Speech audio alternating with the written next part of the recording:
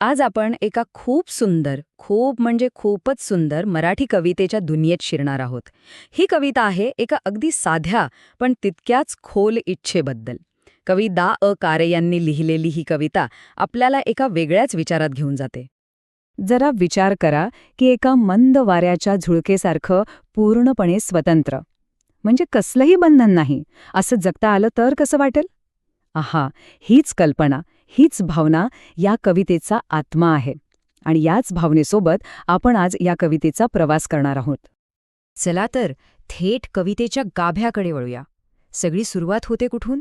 तर एका लहानशा पण खूप खोलवर विचार करायला लावणाऱ्या इच्छेपासून.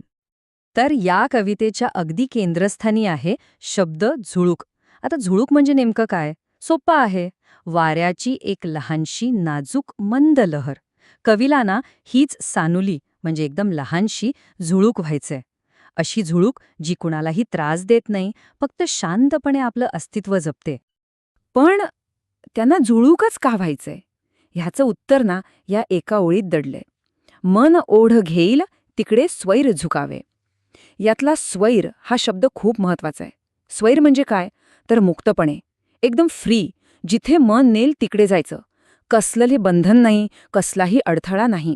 स्वातंत्र्याची हीच तीव्र इच्छा या कवितेचा खरा पाया आहे. बरं, मग स्वातंत्र्याची ही आस त्या झुळुकेला कुठे कुठे घेऊन जाते? चला पाहूया तिचा हा मुक्तपणे फिरण्याचा प्रवास. कवी काय कल्पना करतात बघा. ही झुळूक पोहोचते थेट बाजारात. विचार करा, बाजारात किती गर्दी, किती आवाज, सगळीकडे गडबड धांदल.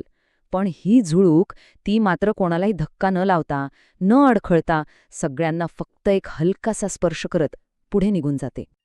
आणि त्या बाजाराच्या गजबजाटातून ही झुळूक थेट कुठे पोचते? तर एका शांत नदीच्या काठावर. एकदम विरुद्ध वातावरण नाही का? तिथे गडबड आणि इथे एकदम शांत, निसर्गरम्य जागा. नदी काठावरून तिचा प्रवास पुढे जातो एका दाट झाडीत, म्हणजे कविते त्याला राई असं म्हटलंय. आणि तिथे मग ती पानापानातून, फांद्याफांद्यांतून, फुलांमधून अशी अगदी अलगदपणे फिरत राहते. आणि मग कधीतरी ही झुळूक पोचते एखाद्या पडक्या वाड्याच्या मागे, जिथे इतिहास शांतपणे उभा आहे. आणि तिथे जाऊन ती जणू कानोसा घेतेय. म्हणजे काय? तर त्या जुन्या भिंतींमध्ये ज्या काही गोष्टी दडलेल्या आहेत ना, त्या ऐकण्याचा प्रयत्न करते जणू. म्हणजे ही झुळूक फक्त इकडून तिकडे फिरत नाहीये, तर ती निसर्गातील प्रत्येक छोट्या मोठ्या गोष्टीशी एक सुंदर नातं जोडते, एक प्रकारचं हितगुज करते. कवितेतला एक क्षण तर इतका सुंदर आहे, झुळुकेचा एका नाजूक कळीसोबतचा खेळ. बघा ती काय करते. आधी आपल्या हळूवार अंगुलीने म्हणजे अगदी नाजूक बोटांनी त्या कळीला स्पर्श करते. मग ती कळी उमलेपर्यंत थांबते आणि एकदा का ती फुलली की मग तिथून हळूच पसार होते, म्हणजे गुपचूप निघून जाते. कमाल आहे ना? किती प्रेमळ आणि नाजूक कल्पना आहे ही. आणि ही झुळूक फक्त स्पर्श नाही करत, ती तर निसर्गाची एक मेसेंजर बनते, एक संदेशवाहक. ती काय करते? फुलांचा सुगंध सोबत घेऊन सगळ्या दिशांना उधळते. झुळझुळ वाहणाऱ्या झऱ्याचं ते गोड गाणं उचलते आणि सगळीकडे पसरवते.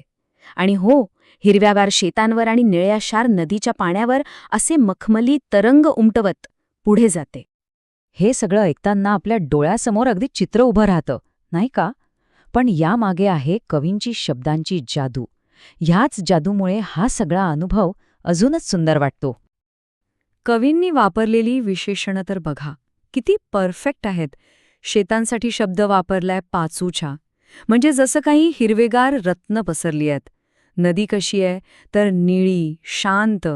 आणि पाण्यावर जे तरंग उमटतायत ते कसे आहेत? तर मखमली. वा, हे शब्दच त्या दृश्यांमध्ये प्राण फुंकतात.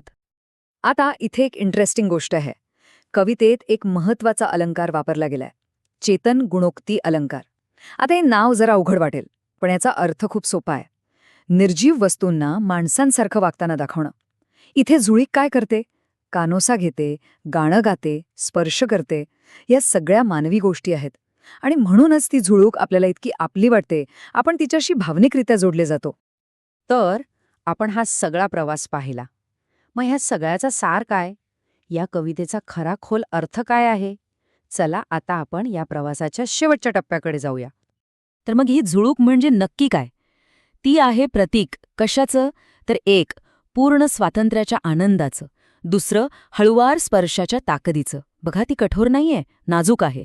तिसरं निसर्गाशी असलेल्या एका घट्ट नात्याचं. आणि सगळ्यात महत्त्वाचं चौथं म्हणजे सगळीकडे फक्त सौंदर्य आणि संगीत पसरवण्याच्या इच्छेचं. आणि जाता जाता एक प्रश्न मनात घर करून राहतो. जर खरंच आपल्याला एक झुळूक होता आलं तर आपण सगळ्यात आधी कोणाला जाऊन भेटू आणि का? विचार करण्यासारखा प्रश्न आहे नाही का?